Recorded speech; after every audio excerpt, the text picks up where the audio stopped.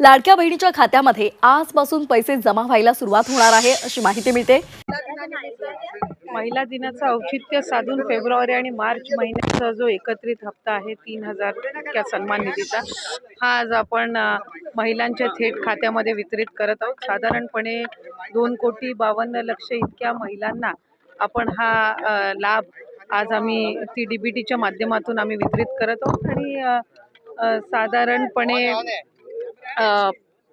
या औचित्यासाठी किंवा महिला दिनाचा एक विशेष म्हणून आम्ही ह्या दोन्ही महिन्याचा लाभ आज महायुतीच्या सरकारच्या माध्यमातून राज्याचे मुख्यमंत्री आणि दोन्ही उपमुख्यमंत्री यांच्या सूचनेनुसार आज सुरुवात केलेली आहे।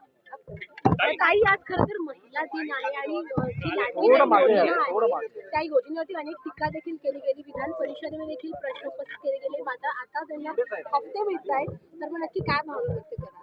नाही, एकही महिना असा नाहीये की ज्या महिन्यात महिलांना लाडक्या बहिणीचा हप्ता मिळाला नाहीये। डिसेंबर महिन्यामध्ये सुद्धा आचारसंहिता संपल्यानंतर झालेला आहे, जानेवारी महिन्यामध्ये सुद्धा वितरित झालेला आहे। फेब्रुवारी महिना आणि मार्च महिना 8 मार्चचं उद्दिष्ट आम्ही ठेवून त्या ठिकाणी ती तयारी करत होतो, जेणेकरून एक विशेष त्या दिवसाचं एक औचित्य साधून ते आम्हाला महिलांच्या खात्यापर्यंत पोहोचवता येईल।